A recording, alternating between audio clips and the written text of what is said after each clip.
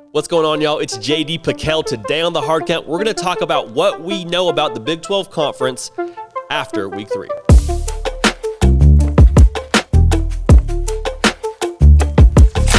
Welcome into 365 Sports, the place that has you covered 24/7, 365 for all things college sports, especially right now, college football season. Don't miss it. Don't miss it. We want you here with us. Makes it more fun. It's community. Back and forth. The comment section, all of that, that's why we exist. That's what we thrive off of. That's what college sports, especially college football, thrives off of. Should be noted, this show specifically, the Hard Count, everything with yours truly will be moving to a new channel called CFB with JD. The date on that is not yet for certain. We are close on that. That channel is very, very close to having videos on it. Subscribe in the link below so you don't miss a thing. The channel is live. The videos, however, are not yet on there. We want you to be there when they are there. Please subscribe, CFB with JD. So through 3 weeks of college football, the Big 12 Conference has had its ups, its downs, its good, bad, uglies. There's a lot to unpack. There's a lot to unpack with the Big 12 Conference, specifically with the teams that will or won't be there in a few short years. I put a poll out on Twitter at JD Piquel. Shameless plug. Big 12 fans, do you claim Texas and Oklahoma? So far, 70 votes in. 11% of you have said yes. The other 89% of you have said no. So, I mean, take that as you will. As it stands right now, pertaining to the Big 12 race, Oklahoma and Texas are still in the conference. So we're going to talk about them right now in terms of what we know so far after 3 weeks of college football. Going to go down the list, talk about your favorite Big 12 team, not including the new four that will be joining us. Maybe that's the later video. We're going to talk about what we know so far about them to this point in the season. So first off, Oklahoma. What do we know about the Sooners? Well, we know they're 3-0. We know that they're waiting on Spencer Rattler. Like, the defense is kind of hitting their stride. Defense is good, not great. Think they can be better. I think they'll hopefully play up to better competition. Didn't look good against Tulane. Looked better against Nebraska, which is a fortunate sign. But they're going to be waiting on Spencer Rattler to reach their ceiling because they have so much talent. They have stupid amounts of talent in Norman. Like, they have so much talent, they could be a college all-star team in a lot of ways, especially for the Big 12. Like, I would expect the Big 12 first team, when it's all said and done at the end of this year, to be littered with Sooners, especially on offense. That's neither here nor there. They will be as good as Spencer Rattler allows them to be. If he wants to play Pirates of the Caribbean football and throw the ball into double coverage and try to make a superhero play, they're going to be like a 2-3 loss team. If he wants to play to his potential, if he wants to be smart with the football, if he wants to check it down when he has to, they're going to have a chance to play for the college football playoff and probably end up winning the conference. So what we know about them, solid defense, all the talent in the world, all the potential in the world at quarterback. That's what you got if you're in Norman. For Texas, we've kind of gone back and forth about what we think we know about Texas. There's a lot we don't know about Texas. There's a lot we don't know about a lot of these teams, but specifically Texas, I don't think you're married to a quarterback yet. Because you've played 2 in 3 games so far, and you've named a starter twice now. I don't think you love your quarterback just yet. They had Hudson Card to start the year. Casey Thompson came in relief against Arkansas, ended up starting the Rice game. They played really well against Rice for whatever that's worth.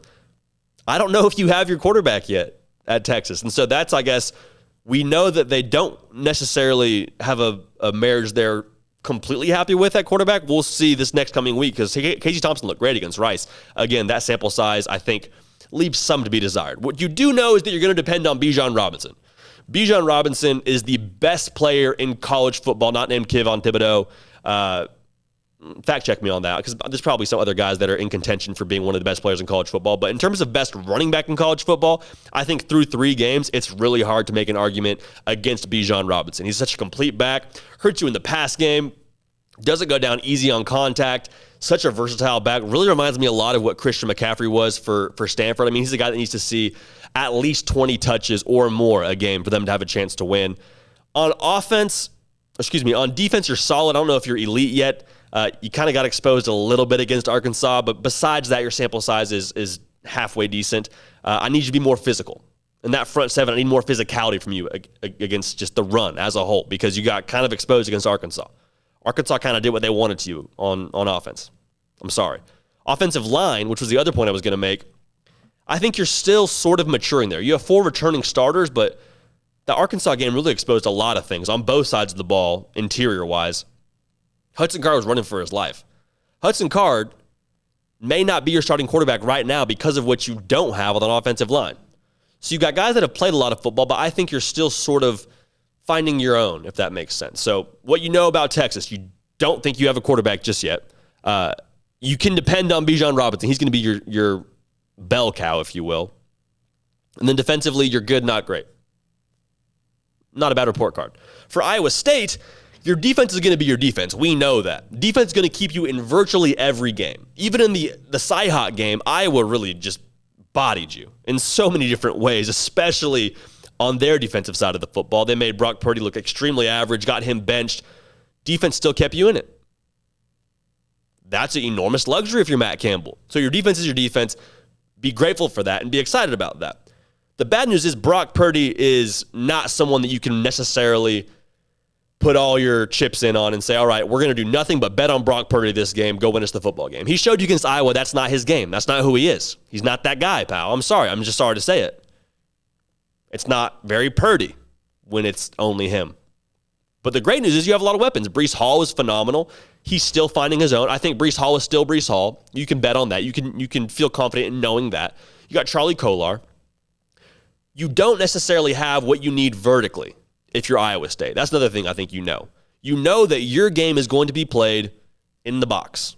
You are going to run the football. You're going to try and hit some play action passes. You're going to try and get the ball over the middle to Allen and Kolar. But you are not going to be that team that airs it out 7 times a game over the top, 50-plus yards. Very few teams in college football that can do that, but I think Iowa State is especially limited because they are so dependent on Breece Hall playing well. So not a bleak outcome on a bleak future on your horizon by any means if you're Iowa State. You should be very happy. I just think you need to probably tone it down on the Brock Purdy talk. Besides that, you know your defense is solid. You know the running game is, for the most part, going to be pretty solid. Oklahoma State, kind of similar to Iowa State in the sense that I think your defense is really strong. So far, you haven't allowed a 100-yard rusher. I mean, for the most part, you've been winning these games for your football team because the offense has been, for the most part, absent. I hate to say it, but for the most part, your offense hasn't been there. But your defense has been really great. I mean, you kept Boise State with a good running back in Habibi Likio to 61 yards rushing for that cat. That's a really strong stat to have behind you. Had a good win against Boise State at Boise State, a game I didn't think you could win. But the fact remains, your running game is going to be the asset for your offense. And Spencer Sanders, I think you asked him to do a lot with more talent around him. You would ask him to do more if there was talent around him in terms of throwing the ball and getting it vertical. He's got 255 yards passing through 2 games. He threw under 100 yards passing last week against Boise State. That is bad, folks. That is very bad. And I've been on this soapbox for a minute now, so I'm going to stay on it. Shane Illingworth is your better option at quarterback if you're Oklahoma State. I hate to say it. I hate to say it because Spencer Sanders is a phenomenal athlete. He brings a lot of things that Shane Illingworth doesn't. But if you want to win the football games that I think you need to win to end up where you probably want to be in this conference race, Spencer Sanders isn't your option. He's not going to be the solution for you if you're a Cowboy fan. West Virginia. Jarrett Doege, I've been pretty bearish on Spencer Sanders as well as Jarrett Doege. I am more in on Jarrett Doege, if that makes sense. I think he's more serviceable. He's proven he's not going to be a guy that you can necessarily, similar to Brock Purdy, you can't just ask him to be the game breaker for you. He's not going to take over. But luckily for them, that's not how they're built. They have Letty Brown, who's a really strong back, popped for 161 yards this last week. You have a bell cow in him. That's what you know. You have a great running back in Letty Brown, and your defense is good. Defense is solid. They got exposed a little bit against Maryland, but for the most part, they're going to be able to hang with the majority of teams. Jarrett Doege, for me, he's like a C+ right now, maybe a B-. I don't think he's the guy that you want to have your whole future hinging on, but you have a really solid back, like I said, in Letty Brown, and your defense is par. Your defense is, we'll say you're 2 under par, so you're not bad by any means. Kansas State, I feel like we've been saying the same thing about Kansas State for the last however many years. They are built the exact same. They have a really strong defense, ferocious defensive line. They had a statement game in that first week against Stanford. Deuce Vaughn is how your offense is going to go. It just is. That's how it's not Will Howard's a bad quarterback. Skylar Thompson is who you want playing quarterback. Hopefully he's back soon. He's indefinite as of right now. But they say he will return at some point this season. I hope that's the case. Will Howard is serviceable for what you want to do at Kansas State. He's not bad by any means. He's lesser than Skylar Thompson. But Deuce Vaughn is how this offense, how this team in a lot of ways is going to go. Because if you can score points on offense, Kansas State's defense is really, really scary. I think this defense is going to keep you in, similar to Iowa State, virtually every game. Just ask Oklahoma. The defense is good. Moving on to Baylor. The sample size for me is too small to say you have a quarterback, but through 3 games, you have a quarterback. He played really well against Kansas State, against Kansas State. Gary Bohannon was very efficient, was very accurate. What you do know you have 2 really good options at running back. Outside of last week, both Treston Ebner and Abram Smith ran for over 100 yards in all 3 of their games. And I know the sample size, again, it's not super accurate. You played Texas State, Texas Southern, and Kansas. So what do you know? You know you have good backs. How productive will they be when it comes to Big 12 play? I feel confident saying they'll still be bell cows for you. They'll still be the way your offense moves, what your offense hinges on. So to have 2 RB1s, if you will, I think you're in great shape if you're Baylor. Your defense is, I hesitate to use the word elite because I think that's a really strong word. I think you're elite at least one level of your defense. I think the secondary is elite. I think the defensive line has a chance to be elite.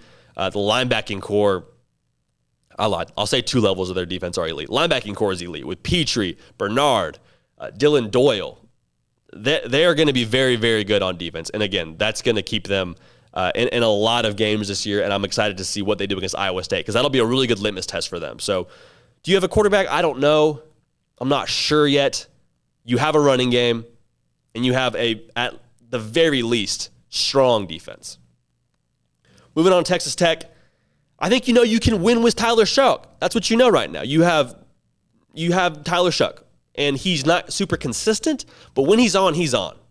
And you saw him kind of have a slower start against Houston. The defense bailed him out. So you have a strong defense. They've only allowed they have allowed a maximum of 22 points. The other 2 games, they allowed 21 points. So the defense is good. Defense is solid so far. They haven't played anybody that's super noteworthy outside of Houston, but you have Tyler Shough, who's strong when he's on, and you have a defense that is going to, for the most part, hold their water and hold their own. And they need to be able to pick him up when Tyler Shuck's not on his game, and for the most part, they've shown they can do that. TCU, you have a monster in Zach Evans. We knew this before the season. If you watched the top 5 breakout players for college football season in the Big 12, which is on this playlist on this channel, it's a hard count. Go back and watch that. I told you before the season, Zach Evans is a man-child. And I wasn't a genius for saying that. Everybody and their mother knew Zach Evans was going to be a man-child if he got the appropriate amount of the football, and he is right now. Ran for like 190 yards against Cal. That's scary. On 20 carries, that is scary. Zach Evans is your guy that you're going to hinge on for your ball club. Max Duggan, he's not pinpoint accurate, but he's a gamer. You know he's a gamer. You've been knowing he's a gamer. I really like him. I think he's going to continue to trend upward. But in terms of the solid things that we know, Zach Evans, beast. Max Duggan, pretty good gamer. Defense, you feel good about their potential. They worry me against Cal. They didn't play phenomenal. They allowed over 30 points, which isn't great to write home about. So I think you are feeling okay about your defense. But as a whole, you know that you got some dudes on that offense. You know that for a fact. Finally, the Kansas Jayhawks. They're 1-2. They beat South Dakota. And I want to be very careful with how I approach this with Kansas because Kansas for the longest time has gotten a very bad rap in the Big 12, a borderline disrespectful rap nationally. And don't get me wrong, it's bad at Kansas. It's bad. They're 1-2. They didn't look great for the last few years. That's not even the right way to say it. They've looked very bad the last few years.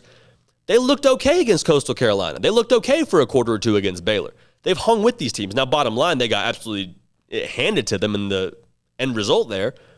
But Kansas is looking more and more competitive through 3 games with Lance Leipold. So I think 2 things if you're Kansas. One, I think you're still a few years away. This isn't going to happen overnight. You knew it wasn't going to happen overnight. You knew you were still a few years away before the season even started. But you can feel confident that Lance Leipold is getting this thing slowly headed in the right direction. Kansas teams previously would have folded. would have just absolutely folded from the jump against Coastal Carolina, against Baylor. They didn't. They've showed some fight. They've hung in there. Like I said, hung with both those teams for a period of time. So you got to be a little bit encouraged if you're Kansas. You got to take small victories. I think there's more small victories headed your way. They're going to give Lance Leipold time. He deserves the time. He's going to get the time. And I think in time, Kansas will eventually get back to being competitive. Again, it will take a few years. Competitive looks like getting back to being a bowl team. I think that's the bar you got to set for yourself if you're Kansas. That's it for us here at the Hard Count. We are going to keep this party rolling. This show will be moving to a new channel titled CFB with JD. I am so fired up for that. I cannot wait. When I tell you I am so excited about that, I don't sleep at night because of my excitement for that. Like, there's a lot of awesome things headed your way on that channel. So please, there's a link in the description to subscribe to that channel. There are no videos yet. That is not by mistake. There will be videos there very, very soon. And I cannot wait for that party to get rolling. It's going to be a channel where there's a lot of interaction. We're based on our comment section going back and forth and being able to give y'all what you want week in and week out, to have the content you want to see for the people, by the people, with the people. That's something I've stood by and something that we've built together here at this channel as well. So please, keep your subscription here. If you haven't subscribed to this channel, 365 Sports, my gosh, what are you doing? Subscribe to the channel. In the same token, please subscribe to CFB with JD, which is, again, linked in the description. We want you along for the ride. In the meantime, we will keep this party rolling here. We're not going anywhere. We will see y'all next time.